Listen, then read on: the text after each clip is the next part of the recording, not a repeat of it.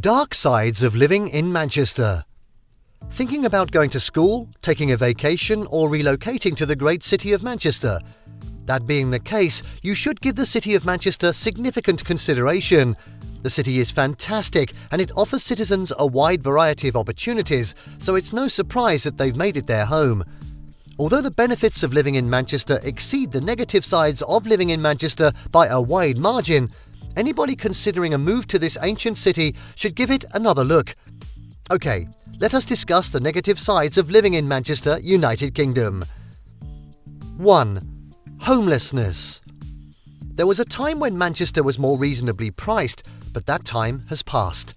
The construction of luxurious housing has taken precedence over the construction of dwellings that can be afforded by average people, which has contributed to an increase in the number of citizens who are homeless as rents have skyrocketed and the waiting list for social housing has grown. The issue of homelessness is complicated, and each person who is now without a place to call home should be considered an individual rather than a member of a generic homeless group. Many individuals from all walks of life and backgrounds find themselves in a variety of precarious housing circumstances due to a wide range of underlying causes. Rising homelessness is a cause of concern for many and is one of the biggest dark sides of living in Manchester. Those have a tendency to think of people who are sleeping rough or who are homeless on the streets. However, this represents just a tiny portion of the overall population of people who are homeless in Manchester, between 2 and 5%.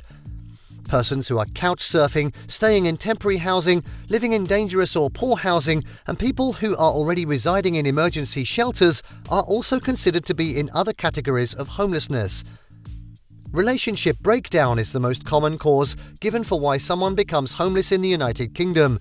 In Manchester, eviction from private tenancy is the most common reason. In point of fact, one's predicament of being homeless is often the result of a confluence of a number of distinct circumstances that led up to it. For instance, they could have to deal with abuse, debt, or being cut off from their social support networks.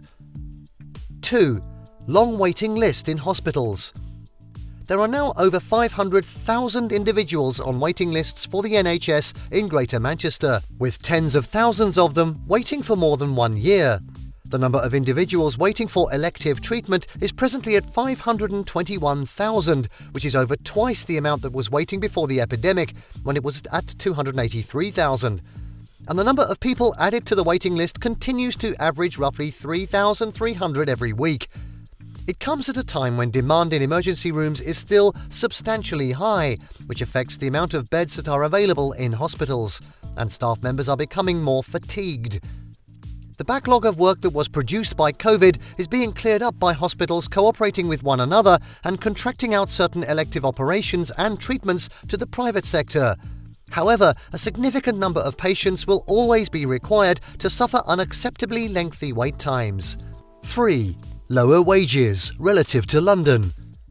To begin, given that London is the nation's capital, it shouldn't come as much of a surprise to learn that the average income in London is 28% higher across the board for all positions.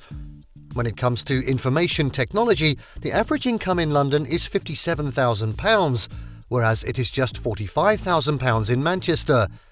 Taking into account the fact that the average pay in Manchester is £37,943 per year, a satisfactory salary falls somewhere in the range of £35,000 to £45,000 per year before taxes. The average yearly salary for an individual starting out in their career is around £28,455, while workers with more experience have the potential to earn up to £59,798 annually. On the other hand, according to the results of a study of typical salaries, the median annual income in London is around £60,921. This is over £20,000 higher than the average wage in the City of London. 4. Traffic. Driving in Manchester requires you to occasionally have the patience of a saint, especially during rush hour. Commuters often encounter frustrating traffic situations such as gridlock on Mancunian Way, tailbacks on Princess Road, and a halt on Great Ancoats Street. And it's not only drivers who are inconvenienced by the traffic. Every day, buses are held up because of traffic on Chapel Street. Trams have a chance of becoming tangled up in the chaos on Ashton New Road. On Wilmslow Road, cyclists can be seen sitting in the exhaust fumes as they attempt to make their way home. This congestion is one of the reasons why the government is attempting to entice more people to use public transportation by, among other things, increasing the frequency of trams, lowering the cost of bus tickets to £2, and making hundreds of B-bikes available for rental. However, there is one adversary that they will never be able to escape: the weather. 5. It rains a lot. The whole quantity of precipitation receives the same amount of distribution across the entire year. In addition, there is a lower chance of precipitation throughout the springtime season. In comparison to the average rainfall in the United Kingdom, which is 1,125 millimetres, Manchester receives 806.6 millimetres on average per year. Additionally, as a result of the overall evolution, the climate in Manchester is becoming more unstable, which means that tourists should be prepared for unexpected downpours. Manchester, like with the rest of the United Kingdom, is subject to the effect of the Atlantic currents. The city has a climate that is influenced by the temperate ocean and has moderate seasons with gradual changes between them. Because of its proximity to the Pennines, Manchester has a greater level of relative humidity than other parts of the nation. This is due to the fact that the mountains obstruct the movement of air masses. 6.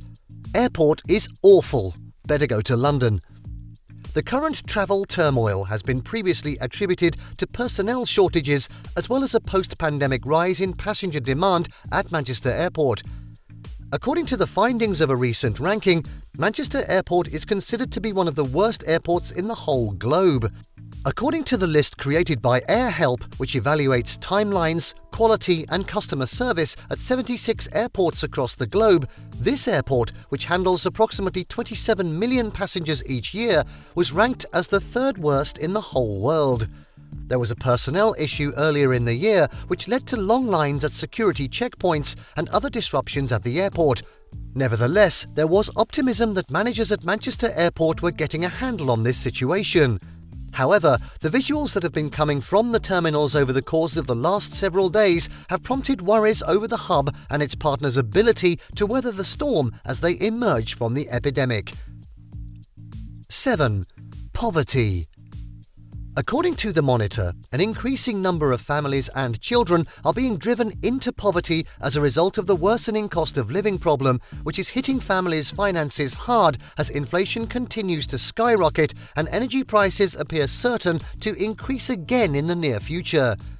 According to the findings of the study, more than 1 in 4 children throughout the area are living in poverty.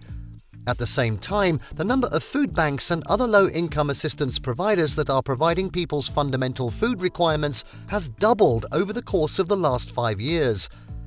The statistics come from many important sectors, such as the school system, healthcare, the availability of fuel and food, and the rate of child poverty. The life expectancy of women in the city region is 6 years shorter than that of women in the richest regions of the nation, while the life expectancy of males in the city region is 7 years lower.